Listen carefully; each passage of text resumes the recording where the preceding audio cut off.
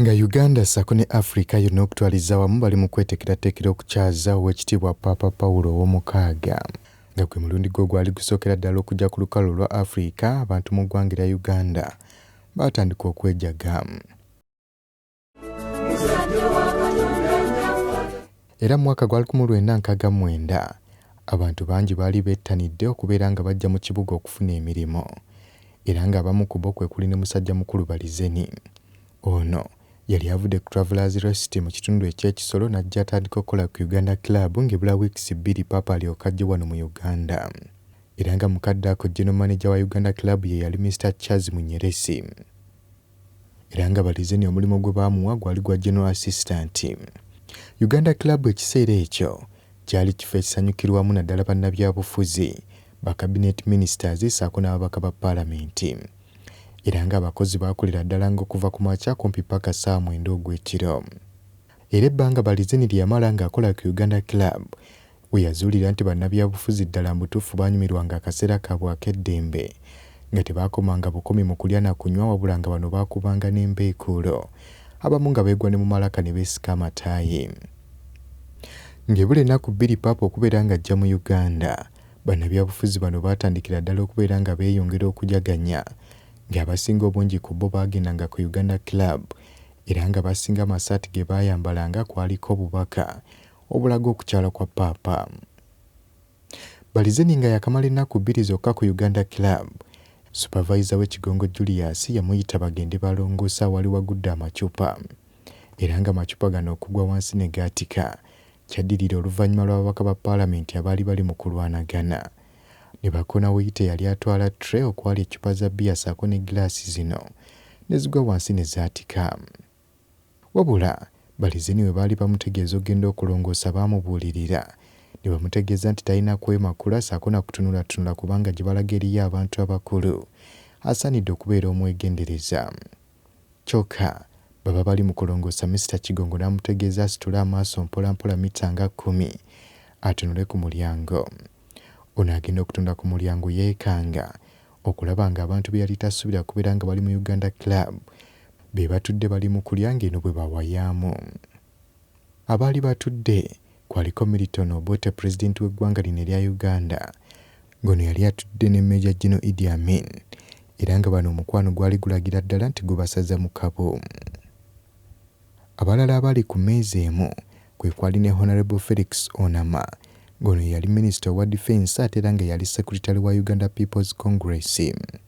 Kyokka nga ye omulala owokune yali atudde ku mmeeza y'emu musajja mukulu Barizeni teyasobola kubeera ng'amutegeera.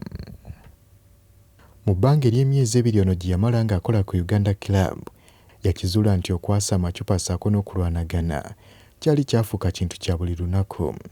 Era ono buli kaseera yayitibwanga okujja okulongoosa amacupa agaalinga gakooneddwa ne gagwa wansi. Era nga wayise wiiki nnamba nga Papa amaze okuva mu Uganda, Obote, Onama ssaako ne Idi Amin baakomawo ku Uganda Club, era nga bano bwe bajja nga baatulanga ku mmeeza emu yabeeranga ku mulyango. Wabula yadde nga Papa Paulo ow'oku naye asobola okubeera ng'ajja mu Uganda mu 1969, okujja kwe kwalinga okw'okusaaga. Okusinziira ku biwandiiko bya Lubaga Cathedral ng'ebiseera ebyo Archbishop wa Kampala Emmanuel Nsubbuga kigambibwa nti yali agenze Vatican kubeera ng'asonda ssente z'okuzimba ekigwa ky'e Namugongo mu 1969 mwezi gwali gwa kusatu.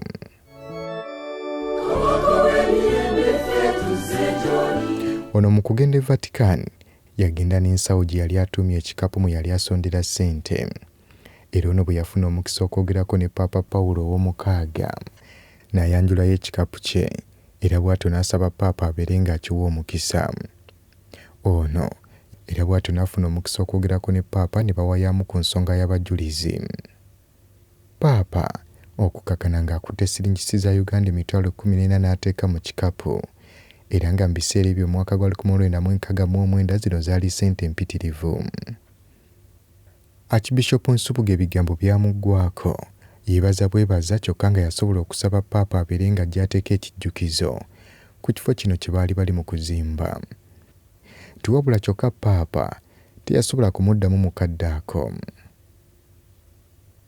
nti wabula oluvannyuma Paapa ng'ali mu mmisa eyali ku St. Peter's Basilica mu Rome ku kijjulo kya St. Joseph mwezi ogwokusatu ng'ennaku z'omwezi 19 yalangirira nga bw'agenda okukyalako mu Uganda mu myezi egijja mu mwaka ogwo. Kyali tekiwulirwangako nga Paapa ategeeza nga bw'agenda okukyalako mu Africa, era okusinziira ku mawulire ag'enjawulo g'ategeeza, abakulu bangi nnyo Vatican baatandika okusimbira ekiteeso kya Paapa eky'okubeera ng'ajja mu Uganda ekkuuli. Abamu ku bakisimbira ekkuuli kwe kwali yali akulira olukiiko lw'ebyensimbi e Vatican era nga yali ateekateeka entambula za Paapa ebweru. Archbishop Paul Masinkasi yategeeza bannamawulire nti kyangu nnyo okuteekateeka olugendo olugenda ku mwezi dhana okuteekateeka olugendo lwa Paapa okubeera ng'ajja mu Africa. Ono yategeeza nti gavumenti z'olukalu lwa Africa nnafu nnyo, ebizimbe, enguudo ssaako n'ebirala byonna biri mu mbeera mbi, era nga bano baali beeraliikirira nti obulamu bwa Paapa buyinza okubeera mu katyabaga, ng'era bakimanyi bulungi nnyo nti bw'aviira ku lukalu luno olwa Africa ajja kubeera nga mulwadde. Wabula si bwe kyali, Paapa yatuuka bulungi mu ggwanga lya Uganda ng'ennaku z'omwezi 31 era bw'atyo n'avaamu ng'ennaku z'omwezi 2/8/1969 nga tewali yadde akabenje akabaddewo oba okukwatibwa yadde omusujja. Kyokka ekyewuunyisa, omwaka ogwaddako mu 1970 Paapa bwe yali akyaddeko mu Philippines, ono yalumbibwa mu Bolivia eyali omusizi wa langi Benjamin Mendoza eyamulumba n'akasonga yagala okukamufumita mu kifuba bwe yali ku kisaawe ekya Manila, wabula ng'ekyayamba Paapa yavaawo n'obuvune butono nnyo. Mu mwaka gwa 2015 Bishop Emeritus yawumula owa Hoima Diocese Edward Albert Balahagata Akeke omwaka gwe yali awutemera mu myaka egy'obukulu 85. Ono y'omu ku baateekebwateekebwa okubeera nga baaniriza Paapa era ng'ono agamba nti baali ababuulizi 12 abaateekebwateekebwa. Ono yategeeza nti ennyonyi ya poliisi yeebasitula okubeera ng'ebajja eggaba okubatwala Entebbe. Paapa bw'atyo yatuuka era n'asisinkana ba pulezidenti ku lukalu luno olwa Africa abaali bawerako. Paapa yajja nga werekeddwako ennyonyi z'ekinnamagye ezaali ziwerera ddala 4 era ng'essaawa zaali ziwera 9 bwe batyo ne batuuka ku kisaawe ky'ennyonyi Entebbe. Abamu ku baali balinze Paapa okumwaniriza baatandika okkuba enduulu, abalala ne beegwa mu bufuba nga bamu baakaaba n'okukaaba. Enzigi z'ennyonyi ya East African Airways Super VC10 zeggulawo era bw'atyo Paapa Paulo II n'afulumayo. Abantu baatandika okukyenkebula amazina, bw'atyo Paapa n'atambula amadaala g'ennyonyi ng'olwatuuka ku ttaka ly'eggwanga lino erya Uganda eddakiika zaali 13 ezimaze okubeera nga zeegaana essaawa 9 era nga ku ddakiika 13 ezaali zimaze okukongoka ku ssaawa 9 Paapa Paulo II n'alinnya ku ttaka ly'eggwanga lino erya Uganda era ng'olwali okulituukako bw'ati n'alinywegera.